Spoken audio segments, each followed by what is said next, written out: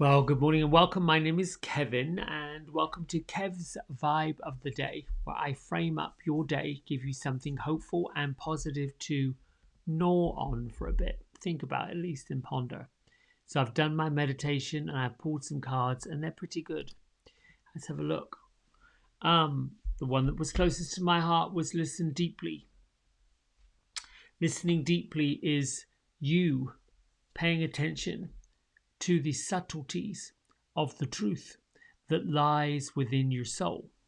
That truth that tells you whether you've made a wrong turn, whether you've made the right turn, whether you should do this or whether you should do that.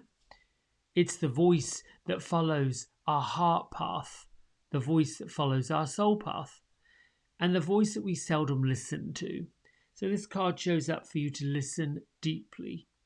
The subtleties of angels, which are connected to your soul, connected to your higher purpose, connected to all that is you, discovering all that is about you.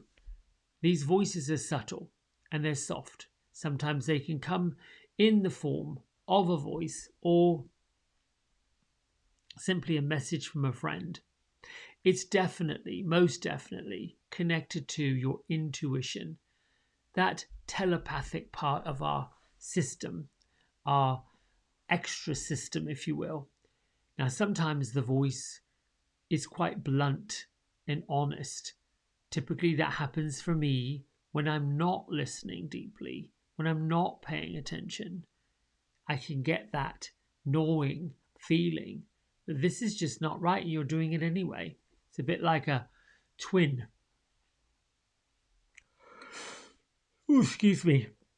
So the second card that pops up is the learning experience. Now, the learning experience shows us the pathway that we've been on, the pathway that is part of where we have become. Because unless we had faced the challenges that have gone before us, we wouldn't be as resilient, as strong, or have the values that we currently have. Every challenge that we face, every big part of growth that we go through in our lives, no matter whether somebody else thinks it's trivial, if to us it's pretty dynamic and pretty dramatic, then it shows us how strong we truly are, how resilient we really are, and how we use our own sense of faith and our own sense of determination to overcome everything. The learning experience card and the message through the angels is this card is showing you your courage, showing you that it's okay to be vulnerable, and showing you that it's all right if things don't quite go as planned, don't quite go the way they're meant to, if things tend to pile up and get all over the place. This card, the learning experience card, says take a step, take a leaf from the lesson, take a piece of the past whenever this pattern may have shown up before, and perhaps remind yourself that whether it was patience or time or tenacity or whatever it took, you made it through. And sometimes it's just a question of having the faith to be grateful for the opportunity it presented. You know, in my life, sometimes I felt like things didn't work out on purpose, that I was destined to keep getting it wrong, when really what it reminded me of was I just needed to practice more, that nothing worth having is without effort, without input, or without a real purpose. So the two cards together say if you're facing a challenge, if you're really unsure of what you're hearing, what you're being told, the outcome of a situation, the resolution of a friendship, the solving of a problem, then listen deeply to what your heart is telling you. more importantly, if there's a challenge facing you that you don't think you can get through, that no one you know really has the answer, and you are lost, as many people are, this Aquarian energy that's moving through is creating a disruption, is creating a breakdown. It is somewhat responsible for global protesting that's going on. And it's oftentimes, for many of us, really difficult to tune into the nightly news and see that happening. In those instances, you can get quiet, go outside with some nature, find a body of water, take a bath, listen to some really soothing spa type music, get a pedicure while you listen to that, find some inner nurturing, find some inner peace, certainly anywhere around elements, the forest, very earth grounding, the water, very clean, cleansing, the air of the mountains, very refreshing, blows away the cobwebs. Even fire, if you are at a place where it's cool enough and safe enough for you to have an outdoor fire pit. Even the soothing nature of a candle flame. You stare into it. You know, angels and spirit guides love that golden glow of candles. It's just immediately pulls them in like it pulls us in, and that's where you can gather. Anyway, get quiet. Gather these thoughts of uncertainty without clarity, and then just simply thank you, angels and spirit guides, ascended masters, and those of the other side, for showing me what I need to know, for revealing what I need to do about the situation, and then be grateful. So grateful, happy that you've come, that you've offered me this clarity, that you have been my rock, that you are supporting my cause and showing me the lessons that I have already learned that will help me from here on out. And then you just let that go and you see what happens. We are in a time of disturbance, disruption.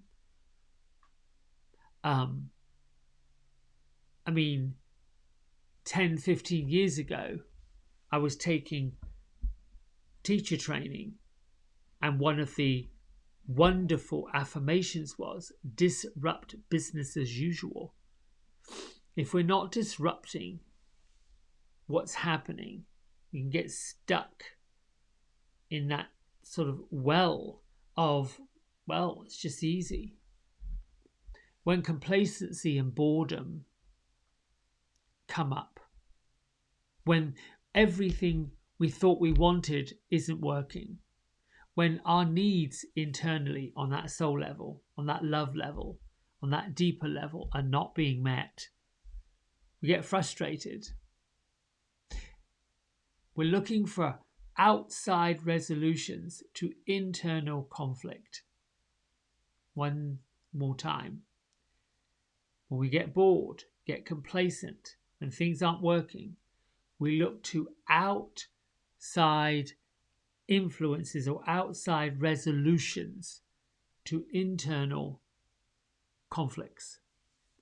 So when we're internally conflicted, it makes sense to go inward, to ask your heart, to connect with your soul, your spirit, and get the answers. It's lovely when clients will approach me. Can you speak to the angels? Can you find out what they're saying? And more often than not, 80% of the time, there's an element of what a client wants to know. They have an agenda, they've got an outcome, this is what they want, this is what they'd like to have happen. And indeed, the energy comes from that space. yes, this is possible.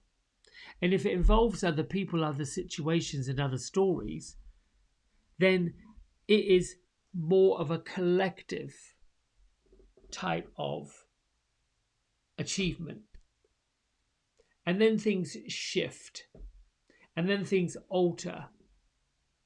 The situation changes, growth happens, something occurs that was unexpected, something that I didn't see, something that the guides weren't showing me. We're only being shown. What's being revealed is what we need to know, not necessarily what we want to know. What we need to know to get to where we want to be. And sometimes what we need to know to get to where we want to be, where we are destined to be, where our bigger part of us is going, is sometimes a little tough to take, especially when it feels like a wild mystery tour that we don't know what's going to happen. And if the last year or so has taught me anything, it is to acknowledge and respect what I myself have actually achieved, the courage to know that being vulnerable is actually not so bad, because if I've achieved all of this, then I'm up for achieving even more. And that perhaps the struggles and the strife and the disruption and the mayhem and the riots and the protesting is part of what has to happen to get to the other side of it. There's been this I'm framing it in a way that is non-judgmental, but it might sound judgmental. There's been a waft of elitism that has seeped its way into the consciousness of cultures, the consciousness. And when I say that, I'm talking about the elitism that has some folks feeling that unless they are of a certain level in life, showing to be a certain lifestyle, that they're not acceptable, that they haven't arrived, that they didn't make it. And it all trickles down to the feeling of not being worthy. And we see it in the taking for granted of the opulence that's presented. There is absolutely nothing wrong with achievement. A person who works diligently, focused, passionate, insistent on the achievement, on the arrival of whatever that would be, the status of it.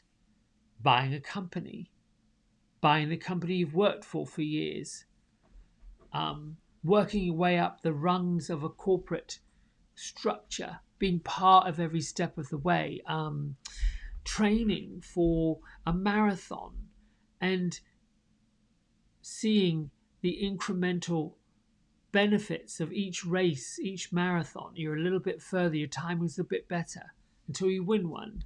Nothing wrong with that. But when the sense of achievement is to feel like you are included, or that you belong, or that you're part of the jet set, or part of some, yes, it's the word that keeps coming up, as this elitism, it's almost a false narrative. Almost a false narrative, because behind all of it is this feeling that unless we get there, unless we have that, unless we show that, unless the appearance is of that, then we aren't anything, which is a complete lie, an utter lie. What I learned once, 1992, August the 23rd, going through one of the worst hurricanes in the United States history, and being quite high up in the air inside a building that was moving, literally swaying. The hangers inside the closet were swinging. The power outlets where we were like blow dryers. And at the end of it, we were still here. What I learned then was shortly afterwards, the local community were pulling together. My aha moment was that everybody was on the same level. Didn't matter whether you were a CEO with access to assets in the 6 and 7 digits, or a hard-working person who was making it but barely. Didn't matter. Everybody at that point, at that time, was on even level, even playing ground. And quickly, within about 9 months to 12 months period, people slowly stopped being so philanthropic and went back into their former ways of being, which was the haves and the have not so much. And it bothered me to the point of, wow, you know, at the root of everybody, there is a feeling of love and compassion, companionship, fellowship, kinship.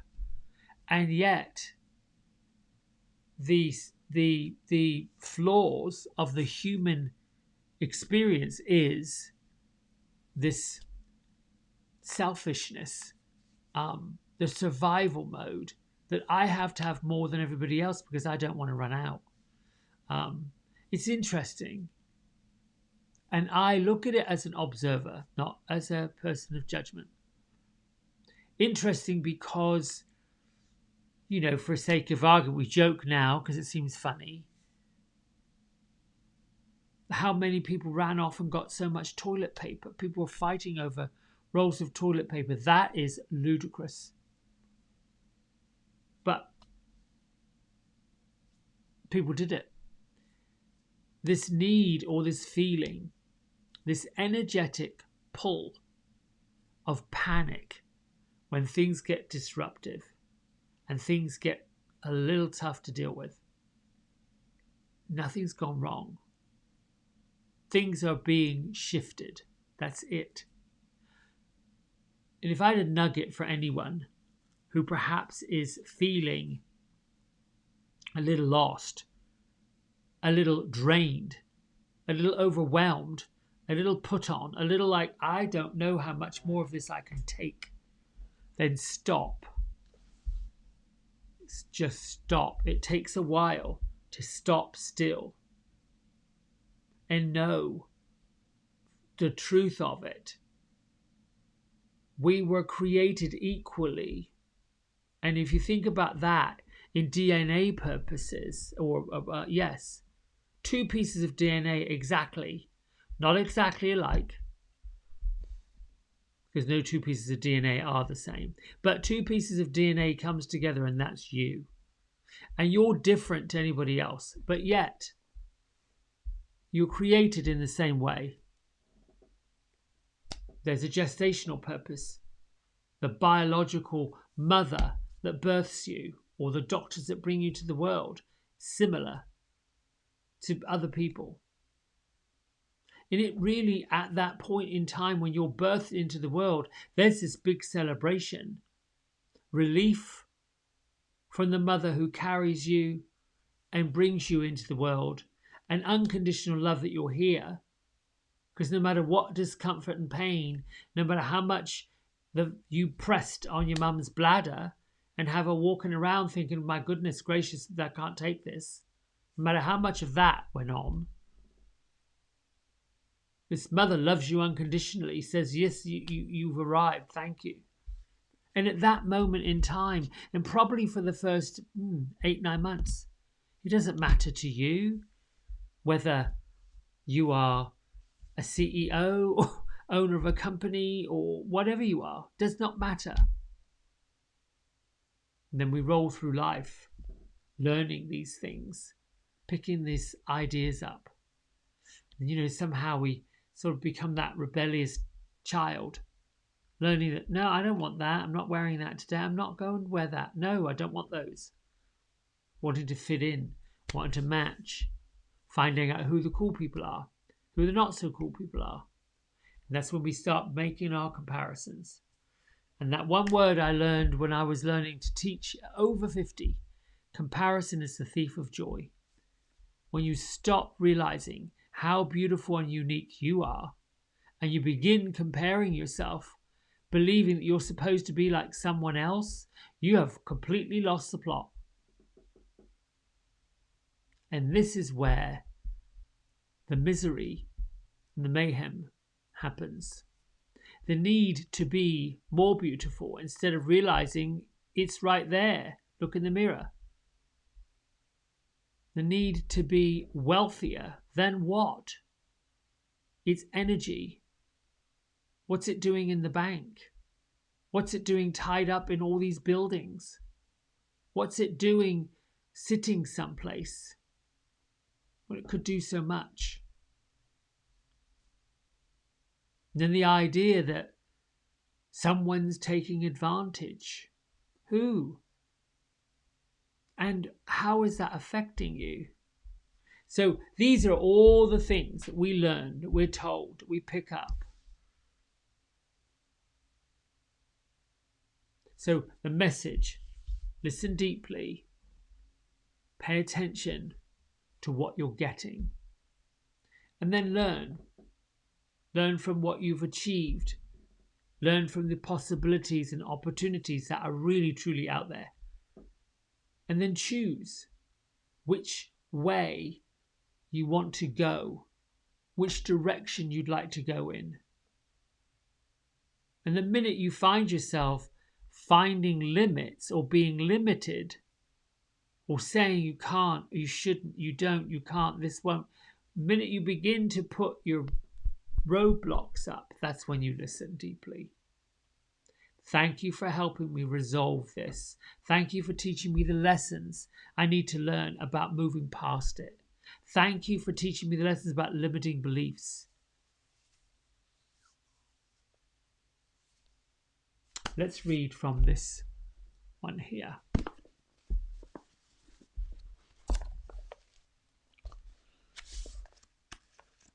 We're on the 25th of August 2021. Where do you get your energy? Think about your energy. Examine and learn what revitalizes you, refreshes you, renews you, pumps you up, makes you feel charged. How do you recharge your battery? Do you wait until your battery's drained, almost dead, before you recharge? Are there people and things in your life that drain you, deplete you? Do you want to let them do that? Where do you go to get recharged? Who are the people who enhance your life, invigorate you? Who does it feel good to be around? What activities make you feel better? What forms of nature speak to you? What opens your heart, helps you feel alive, breathes life into your spirit. Experiment. Spend some time watching, noticing the impact of people, activities, and objects you have.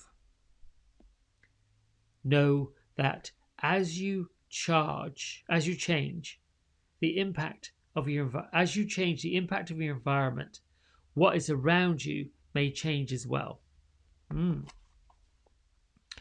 into your energy field and the energy of the world around you. Learn to be sensitive. Open up to how things feel for you. Open up to how things feel to you. Listen deeply. Take the learning experience. I am aghast at this time in my life that these cards, this message, and a book that was written in, I want to say, 1996. I'm looking for a date here. This woman wrote Codependency No More. Yeah, 1996. Close to 30 years ago. 26 at least. And we are looking at August 25th, 2021, and talking about the energy, and tune into the energy field and the energy of the world around us. Learn to be sensitive. Open up to how you feel about things. I mean, it's uncanny how things land and the messages we get from them, which is a whole lot bigger, greater, wider, more expansive than whether or not they delivered something at the store. Yes, I will say, there are things that irritate me, and I choose now. Do they irritate me for the long term or just temporarily? And the answer I get to is, does it actually matter that much? That's the answer. Does it really matter that much? I'll share this real quick, then we'll meditate. Yesterday I come home and I'm sorting out my yard, pooping, scooping, if you really must know, because I got tree people coming. And I'm coming out my back gate, and I notice around my gas meter, all of the rock and landscaping I had put down in the spring was disrupted. Like somebody had come there with a pneumatic digger and dug all this mess up, made this big muddy clay mess all over the place. Like, I mean, it was more than an animal would have done, because an animal would have dug the hole and moved on. But this was deliberate. Like, what in the world was somebody digging in and around the gas meter? Was there a leak? There was no note on the door. There was nothing in the mailbox. I received no notice or anything to say utility workers were coming to mess with my gas meter. I took a closer look, and indeed, some of the pipe fittings and what had you had been changed on it. For a moment, I got irritated. Like, the nerve. These people coming onto my property and doing this. And then I settled down to the fact of, does it really matter? Not really. It's done. Okay, accept it. All right. And maybe whatever they did solved a problem and were for safety issues. Get over it. And I did. So, all that to say, we all have these moments of madness where we get upset about something. And then at some point you learn. Not a big deal. All right, eyes down. Take a stretch up. Take a big breath in and out. And I'm sorry I'm yawning. I'm not tired. I'm just really nicely relaxed and feels just so, just good. Palms up. Bring your mind to the floor and the soles of your feet. As you start breath breath that you can work, breath that you're aware of, breath that you are physically feeling, hearing, seeing, working in and out of your body.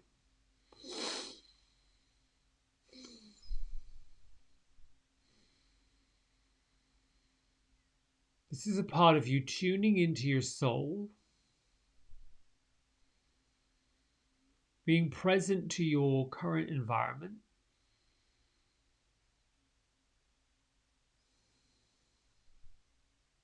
and landing in this moment, in this frame of time, in this piece and part of your life.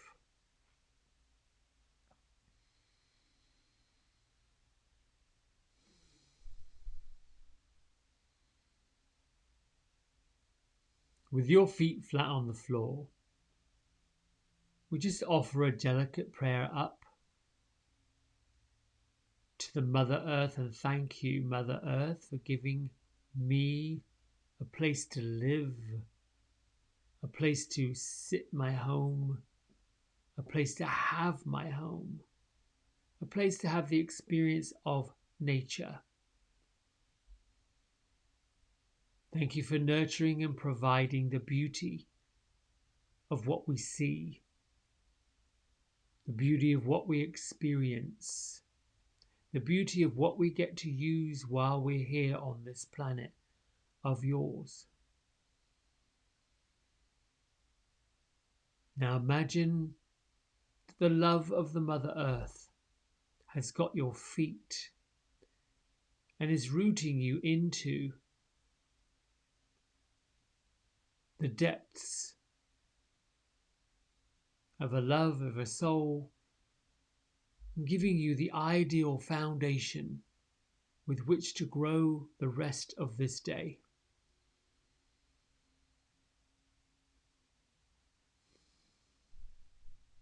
And move this energy of hers, this love, the rest of your body upward. And as you reach your heart,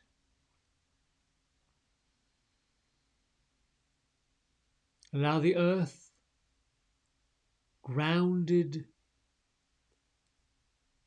energy, settle the emotions of your heart. Ground them in the reality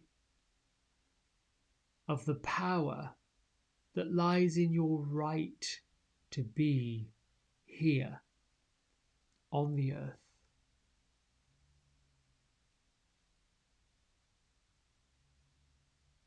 The Earth Chakra is right below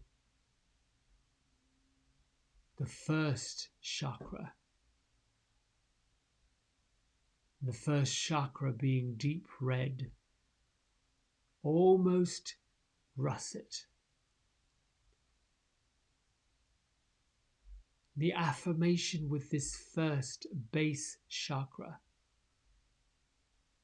is this is your right to claim your space on the earth and of the planet.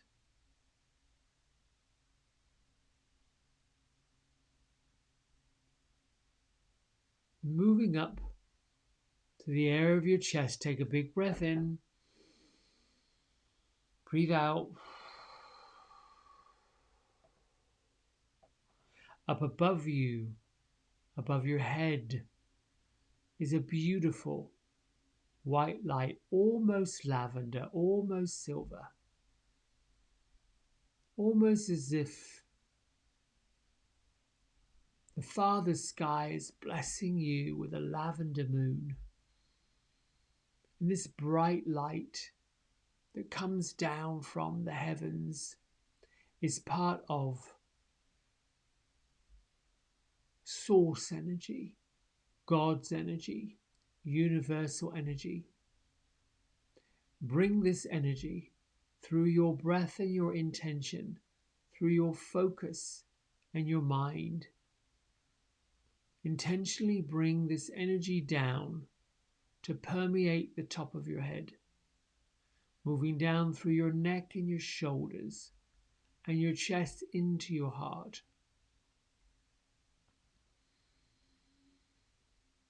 in the groundedness of Mother Earth, and the rejuvenating source of God is now merging together, creating you as this bridge between the grounded human experience on Earth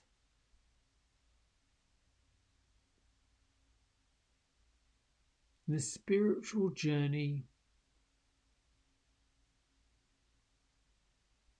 of the heavens.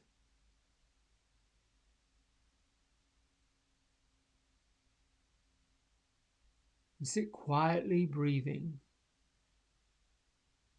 contemplating all that you have accomplished and being grateful for one, two, or more things, people, places, situations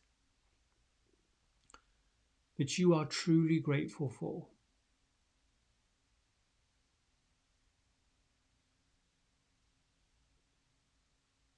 Lift the loving, joyful feeling of your heart chakra upward.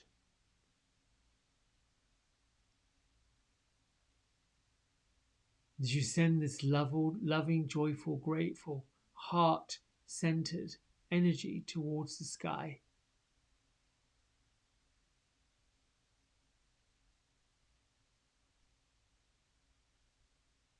Know that as much energy as you're sending out, it's coming back multiplied. The more you send out, the more that will come back. The more that you expand, the more expansive you will become.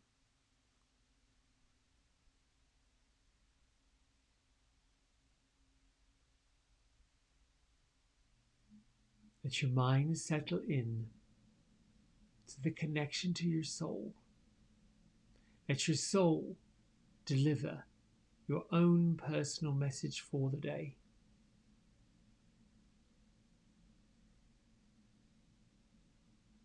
I invite you to press pause on this video and continue to breathe in, breathe out, listening to the subtle messages of spirit.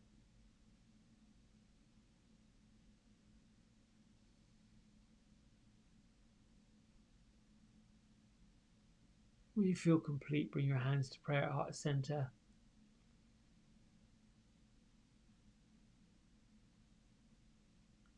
Give loving thanks and gratitude to the power of creation that created you. Lift your thumb knuckles to your third eye center, and together we bow and say namaste. Meditation, guided or otherwise, quiet, is your connection to your soul, and it's important. It's more important now, during these uncertain times, to engage in some practical activities of compassion. Compassion for yourself to start with. Understanding for yourself. And the subtle messages of when you feel disruptive in a way that's almost panic, and then get to truth. I'll say an affirmation and then I'll let you go. Louise Hay taught me through her work. There's an affirmation I say when things seem to be out of control. I am fine. Everything is okay. And from this, all good things happen. And let it go. So it is, so shall it be. You can say that. The important thing is that you recognize that nothing can stop your soul. Nothing can destroy your spirit. Nothing. All right, my friends. Lots of love. Have a great what's today? Wednesday. See you soon. Bye.